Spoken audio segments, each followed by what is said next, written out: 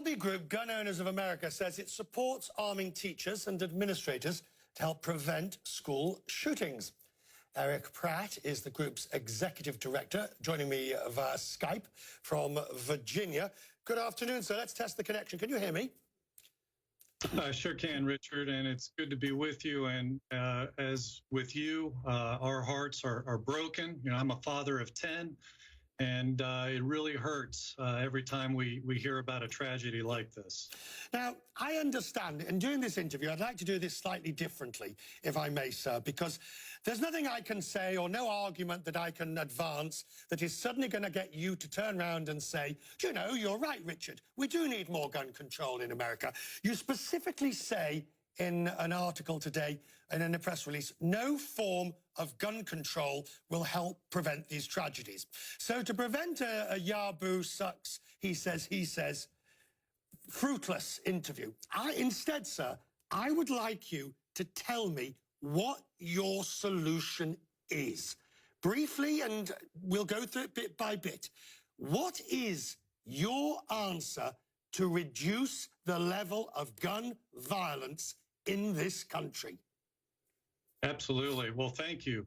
I think that's a very important question. I think, first of all, it's important to understand that most of these mass shootings are occurring in gun-free zones where guns are not allowed. Over 98% of the public mass shootings in this country occur in gun-free zones. And that's why we would agree with our police officers. 81% of them polled say that the way you stop this in the schools is to arm the teachers, arm school administrators, arm the principals. We think that would be a very successful strategy. You never hear about a mass shooting in Utah. They've been arming teachers since 1995. Right. You don't hear about it in Ohio. They've trained over 1,000 teachers. Frank DeAngelis, the Columbine principal, on this program, at the beginning of this program, he specifically said, yes, he's in favor of armed guards in schools, properly trained armed guards in schools, but he is against arming the general academic faculty because he says in his case, you know, he would have been shot because he'd have tried to reason, and the police he spoke to say it is a mistake to arm teachers, academics, janitorial staff and the like. Well, look, we could interview different authorities on the subject. There's a Columbine survivor who's now in the state legislature, and he says more of his classmates would be alive today if teachers had been armed. So he actually advocates arming teachers. It is the way that Israel got rid of their terror at schools problem. They started arming teachers years ago, and the attacks on school children stopped. Why is it that our congressmen are better armed and better protected than are our school children? You know, you say arm school resource officers. Well, one of the first to get shot yesterday was the security guard there. I don't know if he was targeted. Still need to find out more information on that. But that's the problem when you have only one person and who's especially identified as the one carrying a firearm. He typically will be the one who's targeted. On the wider question of the president today said, you know, to the children of America, we will do whatever is necessary. So I ask you, sir, within the entire panoply of measures that you would take, arming teachers, doing this, doing that, why not add an element of greater control over the access to guns? What is so wrong, besides the Second Amendment, and we'll put that to one side for 1 second, but what, as a matter of principle, is so wrong with experimenting with that? Richard, experimenting?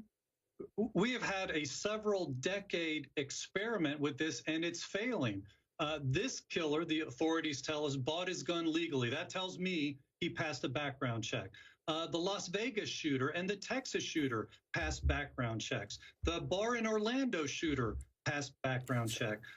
Both Fort Hood shooters, the Aurora Theater shooter, the Navy Yard shooter, you just go on and on and on through the list, Richard. They all passed background checks. And if they couldn't, like the Sandy Hook shooter up in Connecticut, he killed his first victim stole her guns, and then took those guns onto the school campus, which was a gun-free zone. He disobeyed that law, said no guns allowed, and that's the problem, Richard. These killers are targeting those areas where guns are not allowed, and that's what we need to stop.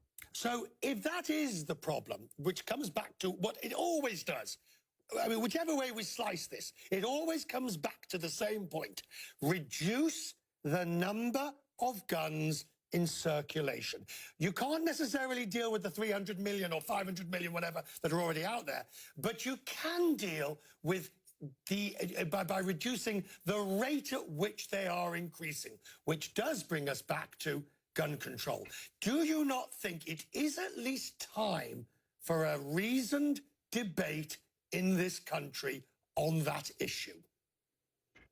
Richard, we've been having that debate for decades. And quite frankly, even in the midst of that debate, we have 200 million additional guns since the early 90s. And in that time, our murder rate was cut in half. Look at the FBI statistics. So we have more guns in this country and yet less murder and less crime. So we've actually done the opposite of what you're advocating. We have more good people with guns, and we're actually safer than we were in the early 90s. So, you know, your proposal has been a failure in countries like Venezuela, where they've confiscated guns and their murder rate now is 20 times higher than our country, or even many of the other countries which have a higher mass shooting rate than we do here in the United States. Yeah, we hear a lot more about mass shootings, first of all, because the media wants to report on that. But Richard, in Europe, there are countries. I mean, the United States is not even in the top 10. They have higher murder rates and death rates per mass shooting than we do. Not in Europe, they don't, sir.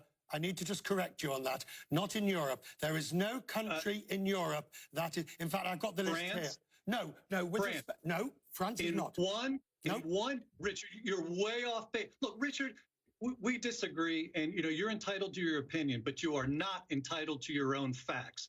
France, in 1 year, in 2015, had more mass shooting deaths than we did in this country in all the years that Obama was president. That was the year of the Bataclan massacre. They're a much smaller country than we are, and yet they had, in that 1 year, far more deaths than we have. You look at other countries like Finland and Norway. You seriously expect people to accept your argument that a particular terrorist attack, the Bataclan shooting, outweighs all the gun violence over many decades, and you choose? If you look at France, because we looked at it, because I knew you were going to mention the France example, if you look at France, on average, it could have a mass shooting the size of Paris every month for a year and still be less than the United States in an average year. But that defies the facts. In that 1 year, it was also the newspaper shooting that year. In that 1 year, they had more people dying in mass shootings. And, okay, they were terrorists. So what? It was against the law. That's the point. They weren't allowed to have those guns. They broke the law. They weren't allowed to have the guns where they took them. They broke the law, just like at that Florida school yesterday. That kid broke the law. And that's the point. Killers break the law. If they're going to kill, what do they care, Richard? Richard, don't interrupt. If you put a sign up that says, do not carry guns into this area, law-abiding people will obey it, but you think criminals are going to obey that? Answer me that question. Are criminals going to obey a sign that says no guns allowed here? I think that most sensible people watching tonight will see a clear difference between... You're not answering the question. I am, with respect. Okay. I think most people watching tonight can see a clear difference between organized terrorism, which will use the most heinous offensive weapons that they will have been obtained either through state-sponsored terrorism and criminality. And the vast majority of what we are talking about here tonight, sir, is criminality, not organized terrorism, often state-sponsored. That was very good. You didn't answer the question. Will terrorists and criminals obey a sign that says no guns are allowed on these premises? Of course they won't, any more than a criminal will. Any more than a criminal who sees... Wait, let me finish. Any more than a criminal... Any more than a criminal who says don't shoplift won't will shoplift. I mean, that's a nonsense argument, but I want to end on one point. So see the problem, Richard. That's why all your gun control proposals are failing, because bad guys don't obey those laws. I'm going to give you the last word here. I'm going to give you the last word because I want to get to the heart of this, because the heart of this, at the end of the day, the United States has been debating this, as you rightly say, for the best part of however long. And seemingly, these attacks continue, whether at a workplace, at a school, at a road, at a Las Vegas hotel, whatever it is. What is your solution, short of turning the country into the Wild West by allowing everybody to have more guns? Besides that.